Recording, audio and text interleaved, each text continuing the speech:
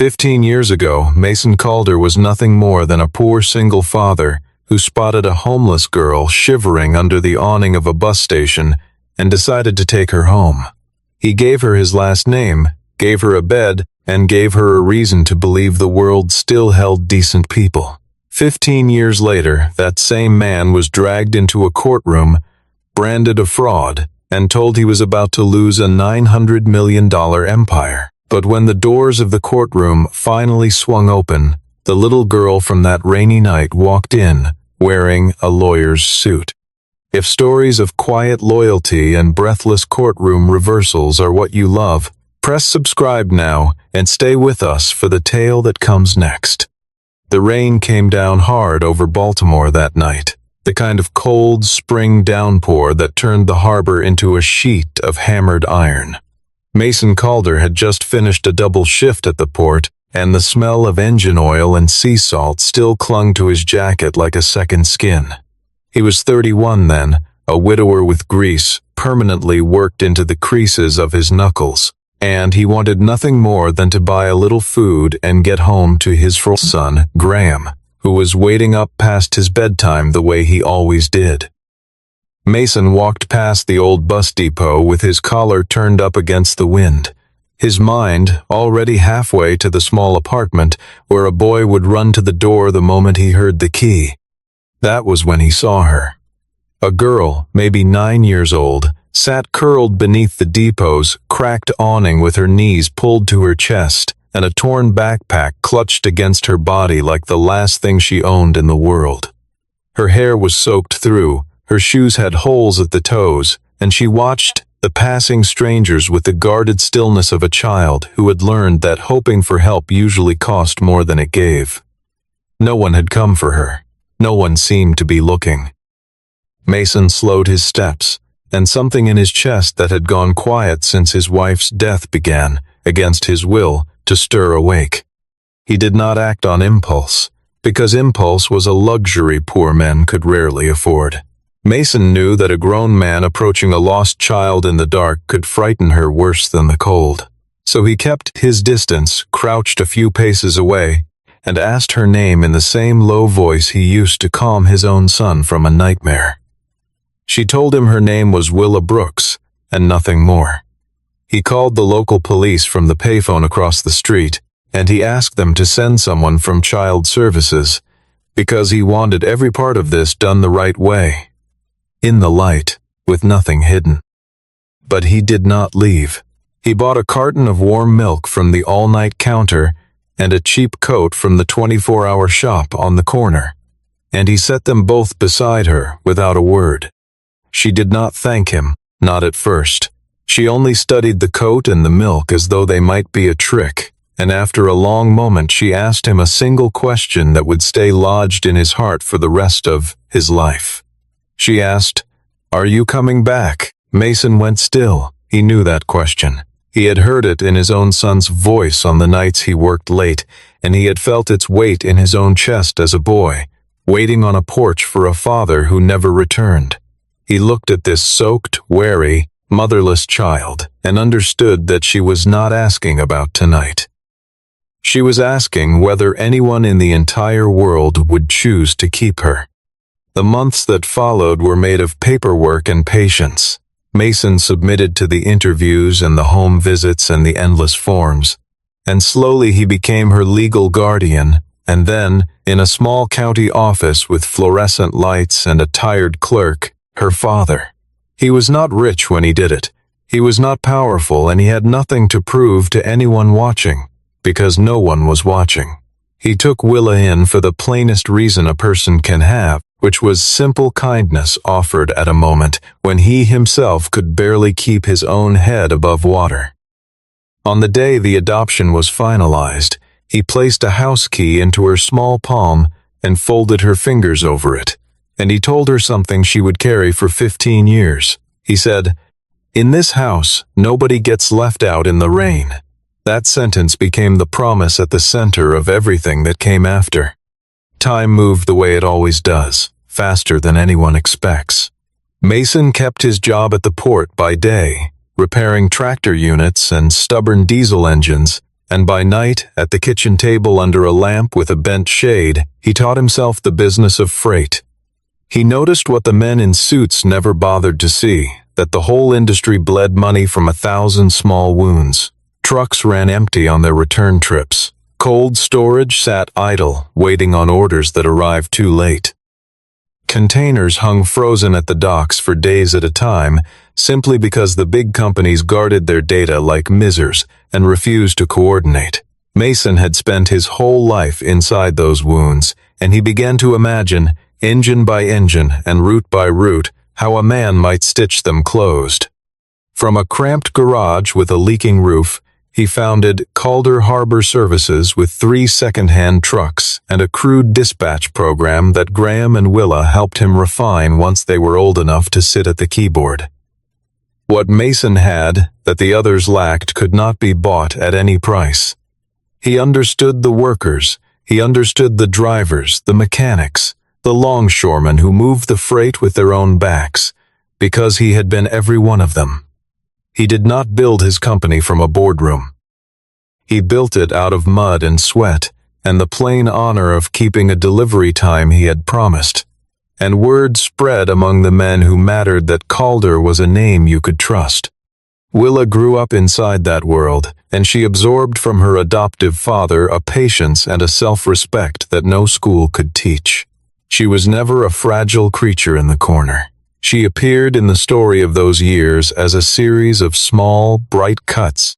A teenage girl standing in the oily light of the garage reading a battered book of contract law, listening while Mason explained the fine print of a shipping agreement, asking him why it was that poor people always seemed to lose the moment they failed to understand the paperwork. Mason had no easy answer, but he gave her the truest one he had. He told her, "In this life you might not have money, but never once sign a thing you have not read to the very last word." That single sentence planted a seed that would one day grow into everything. Willa decided she would study law, and when the tuition bills came due, Mason sold the very first truck he had ever bought to cover them, even though the company badly needed the cash that season. Graham, who was older now and had begun to think of the girl as a true sister, stood with his father and said that if Willa wanted to become a lawyer, then the whole family would carry that dream together. Over 15 years, Calder Harbor Services swelled into Calder Harbor and Rail, a logistics empire worth nearly $900 million, with dry ports and cold chain warehouses and a private rail line threading across state borders. But the larger the company became, the more strangers Mason was forced to seat around his boardroom table. And that, though he did not yet know it, was where the danger began. In the present day, Mason Calder was no longer a broke mechanic with grease under his nails. He was the founder of an empire that owned dry ports, refrigerated warehouses, a private railway, and federal shipping contracts that moved goods across the whole eastern seaboard. And yet he still wore the same worn canvas jacket he had worn at the docks, still laced up steel-toed work boots every morning, and still took his lunch sitting on an overturned crate beside the drivers rather than in any glass-walled dining room. To the men who moved the freight, that simplicity made him a king worth following. To the board of directors, it made him a relic. Barton Kingsley, the chairman of that board, had decided that a man who ate lunch with truckers was no longer fit to steer a corporation approaching $1 billion in value. He was a polished creature of committees and quiet lunches, and he had come to see Mason's plain habits as a weakness to be exploited rather than a virtue to be honored. Kingsley formed a private alliance with Priscilla Van Dorn, the chief executive of Van Dorn Equity, a woman who came from old financial blood and wore her ambition the way other people wore perfume. Together they devised a plan to force Mason to surrender his controlling shares at a fraction of their worth, and then to swallow the whole empire he had built from 3 rusted trucks. Their scheme was patient and precise. Kingsley engineered a lawsuit built around an old military freight contract, and he accused Mason of using company assets to fund a private trust for his family, and most pointedly for Willa, the adopted daughter who shared none of his blood. The goal was to convince a court to freeze Mason's voting rights, to pry him loose from the founder's chair, and then to sell the crippled company straight into the arms of Van Dorn Equity. It was elegant, and it was cruel, and it was designed to make Mason's greatest act of decency look like the mechanism of a fraud. What blindsided Mason was that the documents his enemies produced all bore a signature that looked exactly like his own. The trust account that had been created in Willa's name was twisted and reframed as evidence that he had been quietly bleeding the company dry to enrich a girl he had picked up off the street. The story leaked, and soon the very people who had once praised his rise began to call him a hypocrite, a sentimental fraud who wrapped his greed in the language of charity. Graham burned to strike back at once, to march into the press and tear the accusations apart. But Mason held him still with a hand on his shoulder and the calm of a man who had survived worse storms. He believed the truth had its own current, and that if he refused to panic, it would find its way to the surface in time. Still, the thing that wounded him was not the threat to his fortune. He had been poor before and knew he could survive being poor again. What cut him to the bone was the way they used Willa's past, the way they held up the single most human act of his life and called it a weakness, a sentimental mistake that a serious man would never have made. They spoke of the frightened girl under the awning as though she were a liability on a balance sheet, and they suggested that his love for her had rotted his judgment. On the final evening before it all came to a head, a courier arrived at Mason's door with a summons, and the notice made the timeline brutally clear. In 72 hours, a hearing would decide the fate of everything he had built. When the crisis broke open, everyone who loved Mason went looking for Willa. She had grown into a young attorney based in Washington, specializing in the tangled worlds of trust law and corporate fraud, precisely the fields that now threatened to consume her father. She was, by any measure, the one person alive most equipped to defend him. But at the exact hour Mason needed her most, Willa did not answer her phone. Her office said only that she was away. Her apartment sat dark. The messages went unreturned, and the silence stretched out like a held breath. That silence bred suspicion, and suspicion is a hungry thing. Had Willa turned her back on the man who raised her, choosing her career over the father whose name she carried? Had Van Dorn's money reached her first and bought her allegiance? Or was she hiding some secret of her own, some truth too dangerous to speak aloud? Barton Kingsley seized upon her absence like a gift and fed it to the press with a smooth and knowing sorrow. He told anyone who would listen that even Mason Calder's own adopted daughter would not stand up to defend him, and surely that told the world something rotten lived inside the Calder family. Priscilla Van Dorn, in a chilly interview delivered from a marble lobby, remarked that an empire could never be run on pity, and that sentiment had finally caught up with a foolish old man. Mason did not blame Willa. In the quiet of his study, he lifted an old photograph from his desk, a faded picture from a rainy night at a bus depot, and in it a small girl wore the cheap coat he had bought for her and stood beside a young Graham, smiling so faintly you had to know her to see it. He held the photograph a long time. Then he said to June Holloway, the loyal legal secretary who had stood by him for years, that Willa owed him nothing at all. He had not taken her in so that one day she would repay the debt. He had taken her in because a child was cold, and no arithmetic of gratitude had ever entered into it. That refusal to treat love as a loan made Mason larger in that dark hour, not smaller. What no one in Baltimore knew was that Willa had not vanished out of fear or betrayal. She was hundreds of miles away, moving through the dim back rooms of an old law office, hunting for the original of a trust document that June Holloway had once been entrusted to keep safe. And in the course of that search, she had discovered something that changed the entire shape of the accusation. The fund standing in her name was not money that Mason had siphoned out of the company at all. It was a founder's protective trust, established long before Calder Harbor and Rail ever went public, built for the express purpose of shielding the company's founding principles from exactly the kind of predators now circling it. Late on the second night, in a records vault thick with dust and the smell of old paper, Willa found what she had come for. It was a sealed archival box, its edges frayed with age, and across the front in Mason's own careful hand were written words she read 3 times before she trusted them. The box was labeled, "For Willa Brooks Calder, when the court finally asks who owns the promise." She sat down on the cold floor with the box in her lap, and for the first time in 15 years, the frightened girl and the sharp young lawyer became the same person again.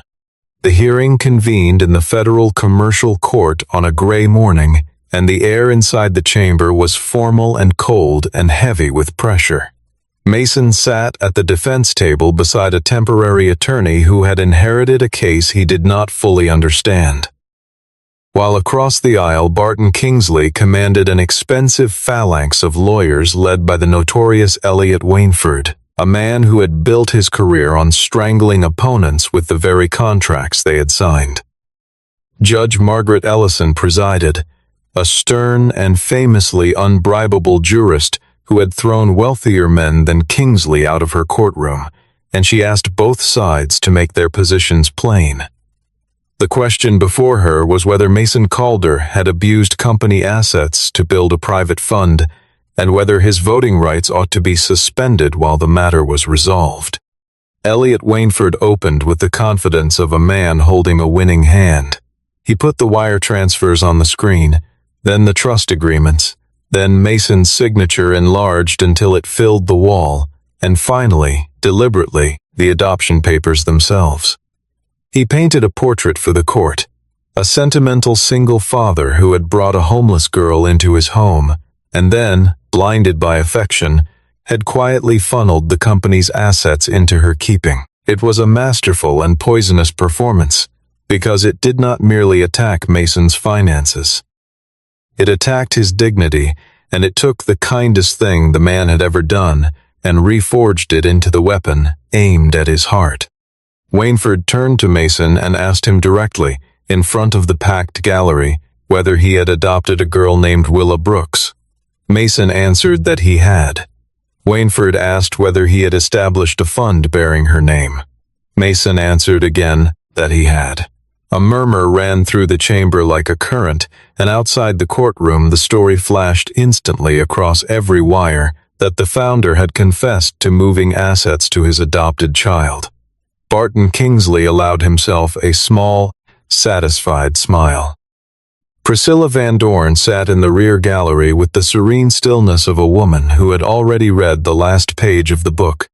Mason's borrowed lawyer rose to explain that the trust was entirely lawful, that it had been created for legitimate purposes, but without the original terms in hand, his words rang thin and defensive, and the judge's expression did not soften. The momentum in the room had shifted hard against the defense, and the machinery of the law began, slowly and inexorably, to move toward freezing Mason's control of his own company. Judge Ellison lifted her eyes from her papers and asked the question that would decide everything.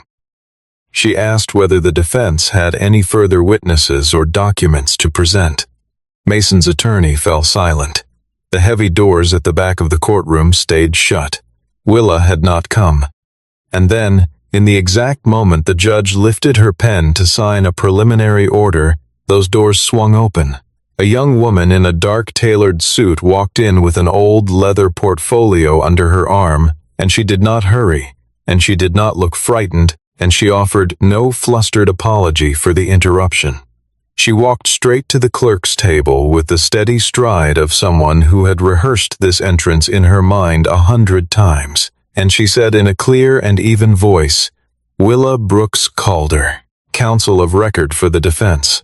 I move to submit emergency evidence." The whole chamber went silent. Mason turned in his chair and looked at her, and for one suspended moment he did not see an attorney at all. He saw a soaked 9-year-old under a bus depot awning, asking whether anyone would ever come back for her. But Willa did not let the emotion of that gaze weaken her. She stood straight, her chin level, her voice steady and professional, and she waited for the court to acknowledge her the way any officer of the law would wait. Whatever storm of feeling moved beneath her calm surface, she had locked it away behind 15 years of the patience her father had taught her. Elliot Wainford was on his feet at once, objecting that Willa Brooks Calder carried an obvious conflict of interest, being the adopted daughter of the very defendant whose fortune was at stake. Willa answered him without a flicker of heat. She replied that since the plaintiffs had chosen to make her identity and her adoption the very centerpiece of their accusations, she had every right to appear both as a witness to the truth of that trust and as supporting counsel on the matter of its terms. The logic was clean, and it turned Wainford's own strategy against him, and Judge Ellison, after a long and measured look at both of them, permitted Willa to present a preliminary statement. Willa opened the leather portfolio and drew out the original of the Calder Founders Trust, the document that had been created years before the company ever grew into a corporation. She laid it before the court, and she walked the judge through its plain language, and that language proved something no one on the plaintiff's side wanted proven. Mason had not moved company assets into the hands of his adopted daughter. He had done the opposite. He had placed a portion of his founding shares into a protective trust for the express purpose of stopping the board from ever selling the company in violation of the principles on which it had been built. The fund was not a theft, it was a wall. That was the first reversal, and it landed hard. Willa Brooks Calder was not the secret recipient of stolen money. She was the appointed guardian of the founding shares, the person Mason had chosen to protect the heart of the company in the event that he was ever driven from it by fraud. The girl the plaintiffs had held up as proof of Mason's corruption was, by the plain terms of his own document, the one safeguard he had built against exactly the kind of corruption now surrounding him. Willa turned then and looked across the aisle at Barton Kingsley, and she spoke without raising her voice. She said, "The question was never what my father took out of this company. The question is who is trying to sell what was never theirs to sell." Willa moved to her second piece of evidence, and it was one that Elliot Wainford could not resist mocking. She produced a letter, handwritten by Mason on the day her adoption was finalized, and Wainford scoffed openly that a sentimental family note carried no weight in a court of law. But Willa was ready for the sneer. She demonstrated that this letter had not been kept in a drawer as a keepsake. It had been formally attached to the trust documents as the founders' declared statement of intent, incorporated by reference into the legal instrument itself, and therefore it spoke with the force of the trust that contained it. She read from it, and the courtroom grew very still.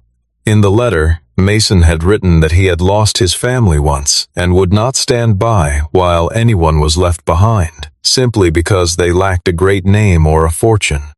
He had written that he was not establishing the trust to make Willa wealthy, but to protect the company from the sort of men who would one day try to turn it into a machine for their own speculation. And he had written a line that now seemed to reach forward across the years and touch the very room they sat in. He had written that if the board ever used Willa's past as a weapon against the Calder family, that act itself would be the proof that they had betrayed the founding spirit of the company, and the trust's protections were to activate the moment such a betrayal occurred. The chamber was silent, in a different way now, the silence of people who have watched a trap spring shut but cannot yet tell who stands inside it. The letter was not merely moving, it was load-bearing. It connected directly to a specific clause buried in the founders' trust, a clause that stated plainly that if the board sought to sell controlling shares to a third party by manufacturing a false accusation against the founder, then a reserve voting authority would pass to the guardian of the trust. And the guardian of the trust, named in the document years ago, was Willa. Elliot Wainford objected furiously that the clause had long since expired, that whatever protection it once offered had lapsed with time. Willa answered by producing the annual renewal filings, each one submitted precisely on schedule, every single year, by June Holloway. June Holloway was called to the stand, and the old secretary took her oath with the quiet firmness of a woman who had waited a long time to tell the truth. She confirmed that Mason had always kept the trust transparent, that he had reported it fully and filed its renewals without fail. And then she confirmed the thing that turned the whole gallery cold. Barton Kingsley had deliberately hidden those reports from the rest of the board, burying the very documents that would have proven the trust was legitimate, so that when his manufactured lawsuit arrived, no director would remember that Mason had done everything in the open. Across the aisle, Priscilla Van Dorn's composure finally cracked at the edges because she understood, before anyone else in the room, that if this clause was recognized as valid, her entire acquisition would collapse into dust. Mason watched Willa work, and the pride in his chest was almost more than he could hold, though he held it, because that too was something he had taught her. She had not merely come to defend him. She had come carrying everything he had ever tried to give her, the habit of reading a document to its final word, the refusal to break a promise, and the plain iron conviction that powerful people did not get to rewrite the truth simply because they could afford better lawyers than the men they trampled. The child he had sheltered from one storm had grown into the woman now sheltering him from another, and the symmetry of it sat heavy and sweet in his throat. Then Willa stopped defending and began to attack. She was no longer only shielding her father. She set out to prove that the plaintiffs had built the entire lawsuit as an instrument to steal the company outright. She presented a chain of internal messages that passed between Barton Kingsley and Priscilla Van Dorn, and in them the two conspirators spoke with the careless cruelty of people who believed no one would ever read their words aloud. Kingsley had agreed to apply legal pressure in order to drive down the price of Calder Harbor and Rail before Van Dorn Equity made its formal offer to buy. They referred to Mason as the old mechanic with a family weakness, and they referred to Willa herself as the emotional card that could be flipped into a financial accusation. Those words struck Mason like a physical blow, but they also stripped the last mask from the men and women arrayed against him, and the whole courtroom saw at last the coldness beneath the tailored suits. Elliot Wainford scrambled to argue that the messages had been altered, spliced together out of context to deceive the court. Willa was waiting for exactly that objection. She entered the metadata, the digital signatures, and the certification of an independent forensic examiner who had verified every line, because she had known from the beginning that her opponents would never concede an inch without a fight, and she had built her case in patient, overlapping layers that could not be pulled apart. Then she delivered the blow beneath the blow. Willa produced records of a payment routed from a shell company controlled by Van Dorn Equity into a consulting account belonging to Barton Kingsley. The transfer had been labeled, with almost laughable arrogance, as a strategic advisory fee. But the date of that payment fell on the very same day Kingsley had filed his lawsuit against Mason, and no jury and no judge in the world could believe that timing to be a coincidence. Judge Ellison turned to Kingsley and demanded, in a voice gone flat and dangerous, that he explain the payment. For the first time in the entire proceeding, Barton Kingsley faltered, and the smooth patrician confidence drained out of his face, and he had no answer that would not condemn him. The larger reversal came when Willa produced the minutes of a private meeting, sealed records in which Kingsley had promised Van Dorn that if Mason's voting rights could be frozen, the board would sell 51% of Calder Harbor and Rail at a price 40% below its true value. That single fact detonated in the chamber, because it revealed that the scheme would not merely rob Mason. It would gut every shareholder, betray every employee, and hand thousands of working families to a buyer who intended to strip the company for parts. Judge Ellison's demeanor shifted visibly toward the defense, and she ordered an immediate halt to any and all transactions involving Van Dorn equity until the full body of evidence could be examined.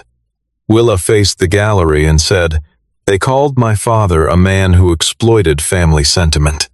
But it is they who plan to sell thousands of working families into silence, just to turn a quiet profit." Priscilla Van Dorn was not a woman who accepted defeat gracefully, and she rose now to fight with the only weapon she had left. She directed her counsel to open a line of questioning aimed squarely at Willa's identity, hoping to shake the young lawyer's credibility and poison her testimony in the eyes of the court. It was a calculated cruelty, an attempt to make Willa's own history the thing that discredited her, and for a moment the temperature in the room dropped as everyone braced for what was coming. Elliot Wainford led Willa back through the wounds of her childhood one by one. He asked about the nights she had spent homeless, about the fact that she had never known her birth parents, about the tuition Mason had paid to send her through law school. His purpose was transparent. He wanted to cast her as a woman so buried in gratitude that she could not possibly be objective, a debtor testifying to protect the man who owned her loyalty. The pressure grew thick and suffocating, and every eye in the gallery turned toward the young attorney to see whether she would crack. Willa did not crack. She stood perfectly still and let the silence work for her instead of against her. She admitted all of it, freely and without shame. She said that Mason had given her a home, a name, an education, and a life, and that she would never pretend otherwise. But then she turned the confession into her sharpest argument. She said that precisely because Mason had given her those things, she understood better than anyone alive the difference between a debt and a promise. A debt is something you repay to be free of it. A promise is something you keep because of who you have chosen to be. She had not come to that courtroom to repay a debt with emotion. She had come because the documents in her hands proved the truth, and the truth needed no gratitude to make it real. Then Willa unveiled the piece of evidence no one had seen coming. Priscilla Van Dorn, she revealed, had attempted to reach her before the hearing ever began. Through an intermediary, Van Dorn had offered Willa a partnership position at a prestigious firm in New York, along with a substantial sum of money, on one condition, that she simply fail to appear in court. Willa had recorded the entire meeting, lawfully and completely in full accordance with the recording statutes of the state where the conversation took place, because the instinct her father had planted in her had told her to protect the truth before she ever tried to use it. The recording was played aloud in the chamber, and the intermediary's voice rang out with a clarity that left no room for doubt. The voice said, "Van Dorn Equity does not need you to betray your father. We only need you to stay silent." Those words did more damage than any document had, because they exposed the true shape of the plot. The conspirators had never required Willa's treachery. They had only required her absence. Silence itself was the instrument by which they meant to steal the company, and now that silence had been broken open for the whole court to hear. Mason looked at Willa with an expression that held both fierce pride and a father's aching sorrow. He understood at last what those days of her disappearance had truly cost her, the weight she had carried alone, the enemy she had walked directly behind in order to gather the final proof. She had not abandoned him. She had gone quiet on purpose, slipping past the defenses of powerful people who would have crushed her the moment they saw her coming, and she had done it without a word to the man she was protecting. Judge Ellison ordered the recording entered into the record, and she issued a stern warning to the plaintiffs regarding the clear signs of witness interference, and the gallery felt the case tilt fully and finally onto its new axis. With the evidence accepted and the plot laid bare, Willa turned to the most important provision of the Calder founders' trust, the clause that Mason himself had drafted years earlier, but had prayed he would never have cause to use. She read it into the record slowly, so that no one could later claim to have misunderstood it. The clause stated that if the founder were ever attacked through a financial accusation tied to his family, and if that accusation were proven to have been manufactured in service of a hostile takeover, then the founding voting authority would pass temporarily to the trust's independent protector. And that protector, named in the document years before, was Willa Brooks Calder, effective once she had come of age and held a license to practice law. The meaning of it swept through the chamber like a change in air pressure. In the very moment Barton Kingsley chose to use Willa as the instrument to destroy Mason, he had unknowingly triggered the legal power that now resided in Willa herself. The weapon they had forged out of her past turned in their hands and became the shield that saved everything. This was the deepest reversal of the entire ordeal, the one that made the gallery gasp aloud, because the person the conspirators had dismissed as Mason's fatal weakness turned out to be the single figure holding the key to the survival of his empire.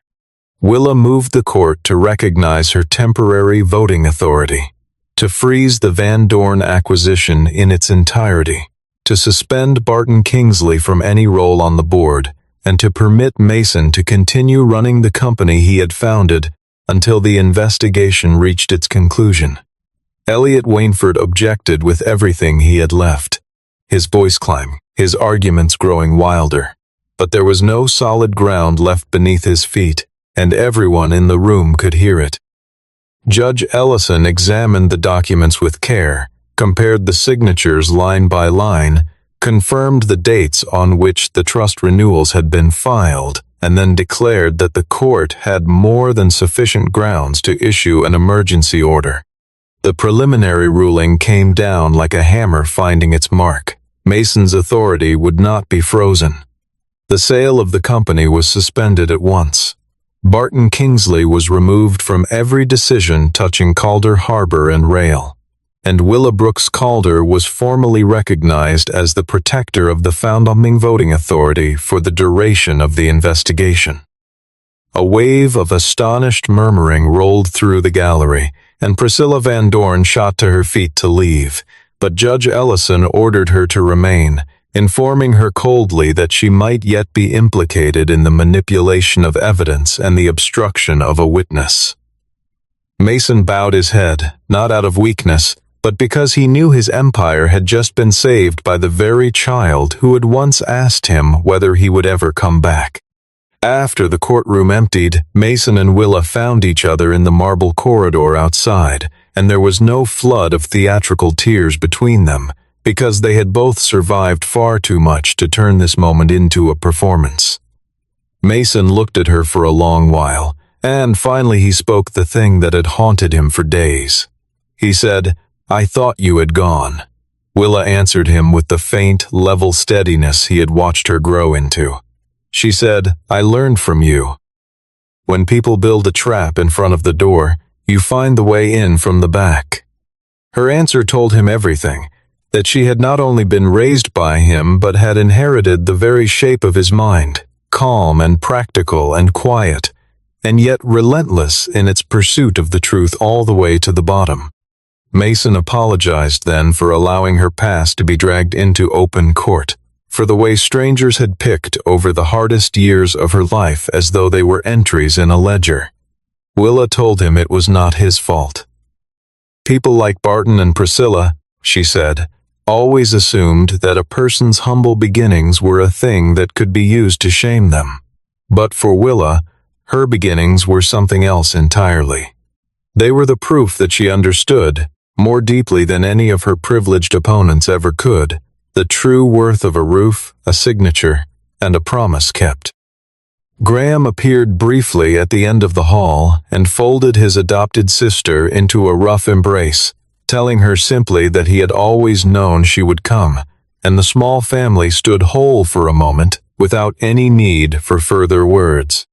Mason asked her why she had not told him her plan before she vanished, why she had let him suffer through those long silent days, believing he might be alone. Willa answered that if he had known, he would have spent every ounce of his strength trying to protect her, and in doing so he might have tipped off their enemies and lost the element of surprise. This time, she said, she had wanted to be the one who did the protecting.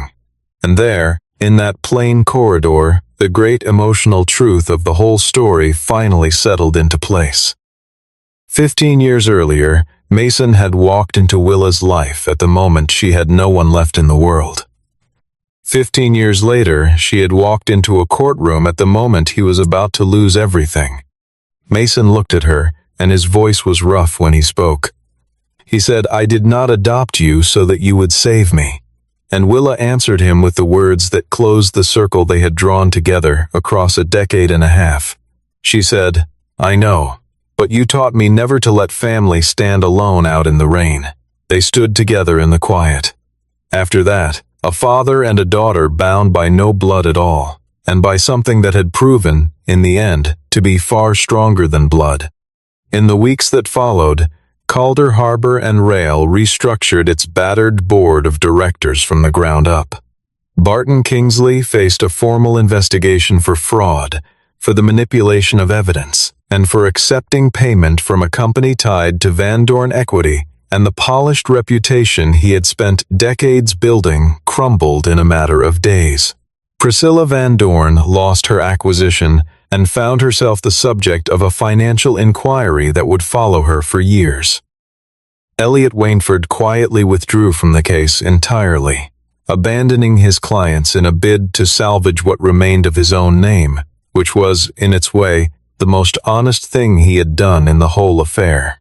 Mason returned to the company, but he no longer ran it alone as he once had, because he had learned in the hardest possible way what isolation could cost a man.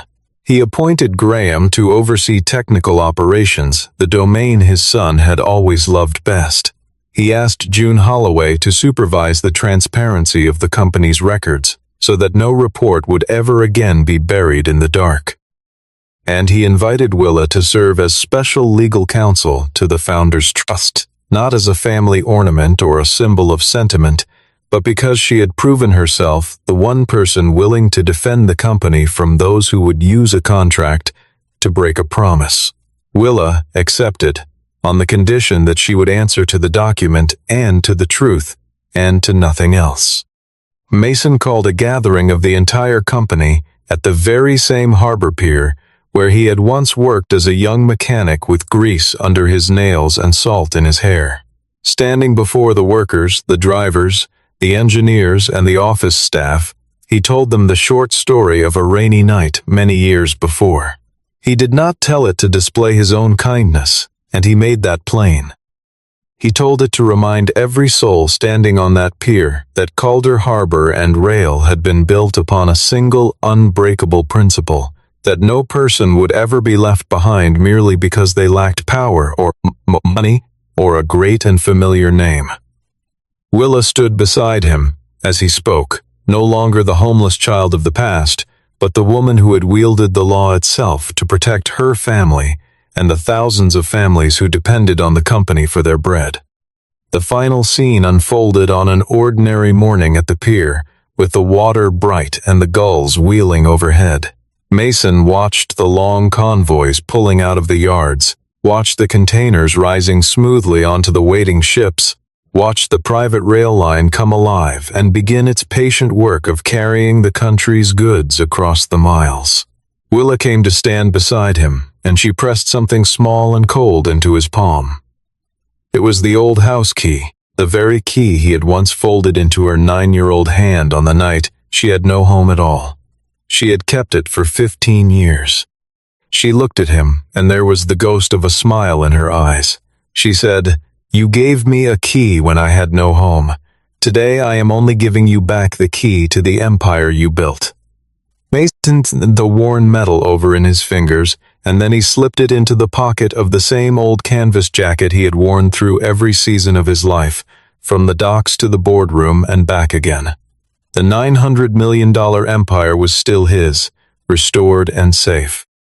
But far more than that, The promise he had spoken beneath a leaking awning on a cold and rainy night.